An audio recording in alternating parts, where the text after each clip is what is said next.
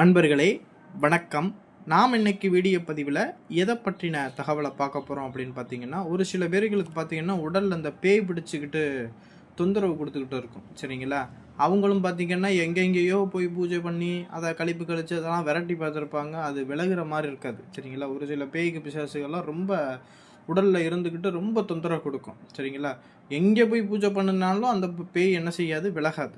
சரிங்களா? அது போல பிரச்சனை உள்ளவங்களாம் விலகாமல் இருக்கக்கூடிய அந்த பேய் பிசாசுகளை அழிக்கக்கூடிய ஒரு பிரயோக முறையை பற்றி தான் நம்ம இன்னைக்கு வீடியோ பதிவில் பார்க்க போகிறோம். அதாவது இந்த பிரயோக முறை பார்த்திங்கன்னா ரொம்பவும் பயங்கரமான சக்தி வாய்ந்தது. சரிங்களா? இதை எக்காரணத்தை கொண்டும் பார்த்திங்கன்னா ஒரு சில ஆன்மாக்கள் பார்த்திங்கன்னா நல்ல ஆன்மாக்கள் குடி கொண்டு இருக்கும். ஒரு சில தேவதைகளா அப்படின்னு சொல்லிட்டு உடலில் இருக்கக்கூடியது உண்மையிலேயே பேய் பிசாசான்ங்கிறத பார்த்துக்கிறோம். சரிங்களா?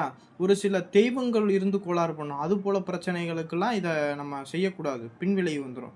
சரிங்களா? உடலில் பேய் பிசாசுகள் இருந்தால் மட்டும்தான் இதை நம்ம பிரயோகம் பண்ணணும். சரிங்களா?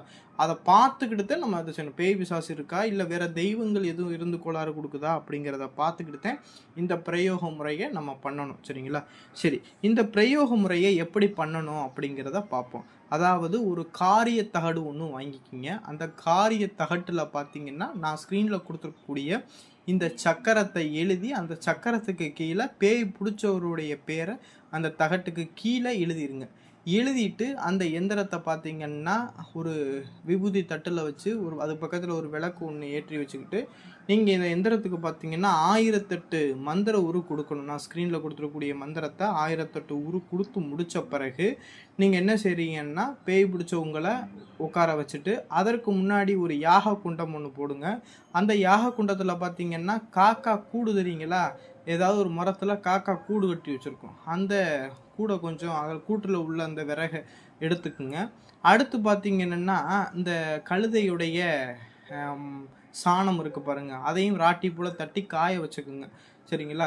இந்த ரெண்டையும் எடுத்து வச்சுக்கிட்டு வேப்பெண்ணெய் ஊற்றி நீங்கள் என்ன செய்யணும்னா இந்த மந்திரத்தை என்ன செய்யணும்னா அந்த வேப்பெண்ணெயை அந்த யாகத்தில் அந்த மந்திரத்தை சொல்லி சொல்லி நீங்கள் என்ன செய்யணும்னா 108 தடவை அந்த யாகத்தில் ஆவாகனம் பண்ணணும்.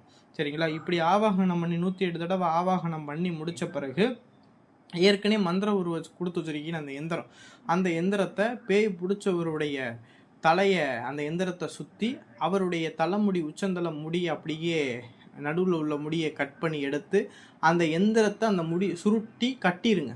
எந்திரத்தை சுருட்டி அப்படியே அந்த முடியை வச்சு கட்டி அதை என்ன செஞ்சுருங்கன்னா அந்த யாகத்தோடு போட்டு எரிச்சிட்டிங்க. அப்படின்னா அந்த எரிச்சிட்டு அந்த சாம்பலை என்ன செய்றீங்கன்னா ஒரு மண் களையத்துக்குள்ளே சேகரித்து நீங்கள் என்ன செய்கிறீங்கன்னா ஒரு அந்த களையத்துடைய வாயில் பகுதியை ஒரு கருப்பு துணியில் வச்சு கட்டிடுங்க. கட்டிட்டு கொண்டு போய் கடலில் கொண்டு போய் அதை என்ன செஞ்சுருங்கன்னா விட்டுருங்க. கடலில் விட்டுட்டு நீங்களும் தலை பேய் பிடிச்சவங்க கையில் கொடுத்துட்டு அப்படியே கடலில் விட்டுட்டு தலை முங்கி 3 தடவை முங்கிட்டு நீங்கள் போய் ஏதாவது ஒரு விநாயகர் கோயிலில் விளக்கு போட்டுட்டீங்க அப்படின்னா அந்த துஷ்ட சக்தினால் உங்களுக்கு எந்த தொந்தரவுமே வராது.